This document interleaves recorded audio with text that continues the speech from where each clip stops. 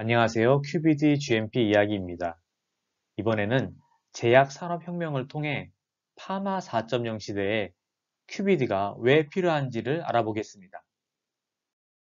산업혁명은 18세기 후반에 증기기관이 발명되면서 일어났습니다.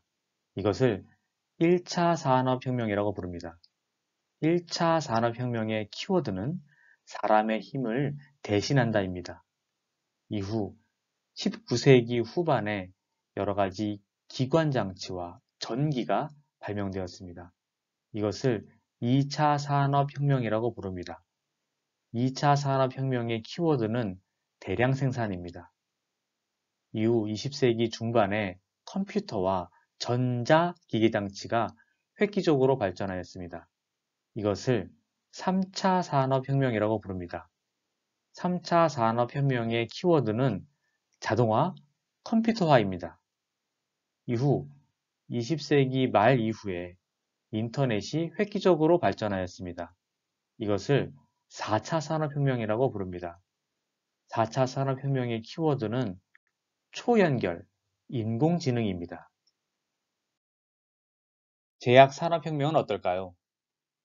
제약산업도 산업이기 때문에 산업혁명의 수혜를 받게 됩니다. 산업혁명의 단계마다 제약산업도 영향을 받아 발전하였습니다. 1차 산업혁명 전까지는 모든 약을 사람이 손으로 조금씩 만들었습니다. 2차 산업혁명에 이르자 약을 대량으로 생산할 수 있게 되었습니다. 3차 산업혁명으로 제약 공장은 단위 공정 내에서 자동화를 이루었고 컴퓨터의 발달로 분석 방법도 함께 발전하였습니다. 4차 산업혁명 시기에 파마 4.0이라는 개념이 나왔습니다.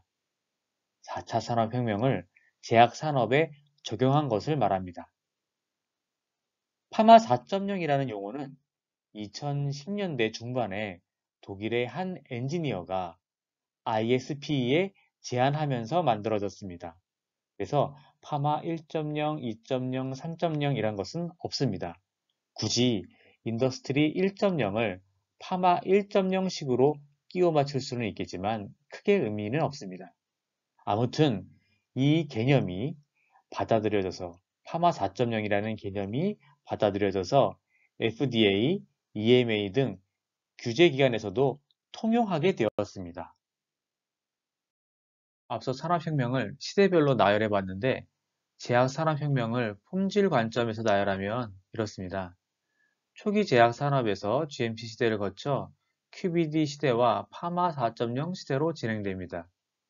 시기적으로 보면 품질 관점에서 제약산업혁명에 대해 세계적 개념 정립은 이렇습니다. 1970년대까지는 품질에 대한 생각이 크지 않았습니다. 그러다가 1970년대 후반에 GMP 개념이 나옵니다. 이때 GMP 규정들도 생겨나기 시작합니다.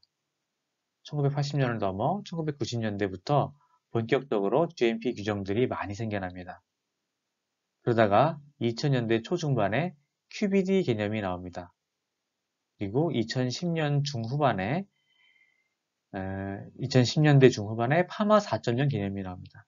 우연찮게도 이 4단계로 나누어 있어가지고 이것을 파마 1.0, 2.0, 3.0 등으로 구분할 수도 있겠지만 의미 없는 이름으로 그렇게 하지는 않겠습니다. 우리나라는 어떨까요? 우리나라는 1980년대까지 품질에 대한 개념이 별로 없었습니다. 그러다가 1980년대 중후반에 GMP 개념이 들어옵니다. 이때 GMP 개념이 도입이 됩니다. 이때는 세계적으로 GMP 규정이 크게 늘어나기 시작한 때입니다. 그러다가 2010년대 중반이 되면 QBD 개념이 들어옵니다. 또 이때에는 세계적으로 QBD가 부흥을 일으킨 때입니다. 이때 세계적으로는 파마 4.0 개념이 도입되고 있었는데 우리나라에는 없었습니다. 우리나라에 그렇다면 현실은 어떨까요? 현실은 1980년대 중후반에 GMP 개념이 들어왔지만 사실상 2000년 중후반이 되어야 GMP가 어느 정도 자리를 잡습니다. QBD는 2010년대 중반에 개념이 도입이 되었는데 2020년대인 현재에도 극히 일부의 회사에서만 QBD를 도입하고 있습니다. 파마 4.0은 도입도 거의 안 된 상태이기 때문에 파마 4.0을 한 회사는 없다고 보시면 됩니다. 대신에 산업 전반에 걸쳐 인더스트리 4.0으로 자동화가 큰 흐름이기 때문에 제약 산업도 파마 4.0을 빠르게 도입할 것으로 기대는 되고 있습니다. 하지만 이렇게 우리나라는 세계적 개념을 따라가는 입장인데 그마저도 늦고 현장 적용은 더 늦는 게 현실입니다. 그런데 제약 산업은 다른 산업과 조금 다른 점이 있습니다. 약은 사람의 생명과 건강에 큰 영향을 미치기 때문에 다른 산업보다 훨씬 규제가 강합니다. 그래서 정부의 개입이 매우 큽니다. 그리고 개발 속도는 매우 느리고 개발 비용도 매우 많이 듭니다. 게다가 개발 성공 가능성도 매우 낮습니다. 그래서 산업 자체가 매우 보수적입니다. 신기술을 받아들이는 것이 어렵고 속도는 느립니다. 제약 산업에서 바라보는 품질은 다른 산업과 조금 다릅니다. 불량률이 낮아야 한다는 것은 어느 산업이나 공통입니다. 그러나 제약 산업에서 품질이 좋다고 하는 또 다른 개념은 의약품을 일정하게 지속적으로 공급하는 것입니다. 대부분 약을 한 번 먹고 병이 낫지는 않습니다. 어느 정도 장기간 약을 먹어야 합니다. 그래서 약은 지속적으로 환자에게 공급되어야 합니다. 아무리 좋은 약도 병이 낫기 전에 공급이 중단되면 의미가 없습니다. 그런데 다른 산업들에서 품질이 좋다는 것은 새로운 기능이 생겼다는 것을 말합니다. 그래서 새로운 기능을 추가하기 위해 신기술이 개발되고 제품에 즉시 적용됩니다. 예를 들어 구형 휴대폰이 전화가 안 돼서 신형 휴대폰을 새로 구매하는 일은 거의 없습니다. 그런데 사람들이 약에 대해 갖는 품질의 기대는 이런 신제품이 아닙니다. 두통약을 먹어서 머리가 아프지 않으면 됩니다. 두통약을 먹고 기분이 좋아질 필요는 없습니다. 그래서 한 번 만들어진 약은 수십 년간 변함없이 판매됩니다. 물론 약효를 향상시켜서 신약을 만들기도 합니다. 그러나 전체 약 중에서 이런 일은 드문 경우에 속합니다.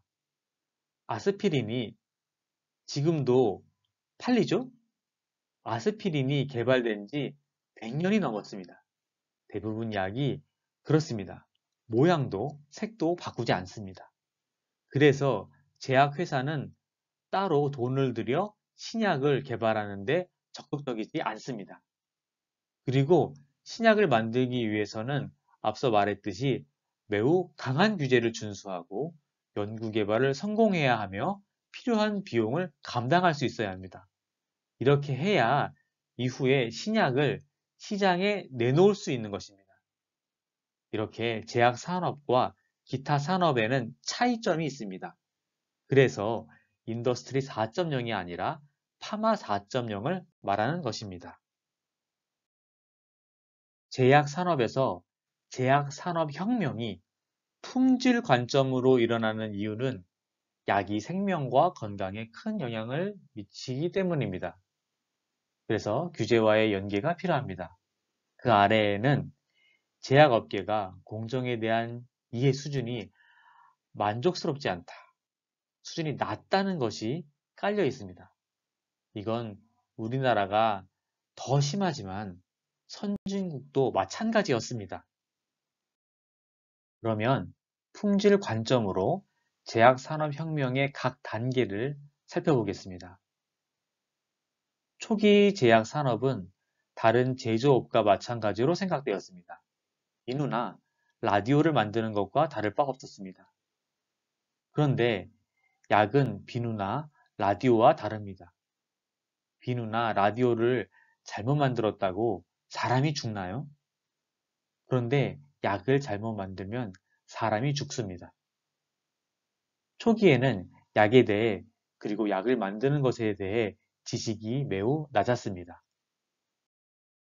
그래서 불량약을 만들지 않기 위해서 GMP가 도입됩니다. GMP는 약을 만들 때 지켜야 할 기준 또는 법입니다. GMP를 지켜 약을 만들면 불량률이 낮아진다는 것입니다. 이때 관련 규정이나 법이 많이 만들어졌습니다. GMP의 키워드는 밸리데이션입니다. 밸리데이션이란 의도한 바대로 되는지 확인하는 것입니다.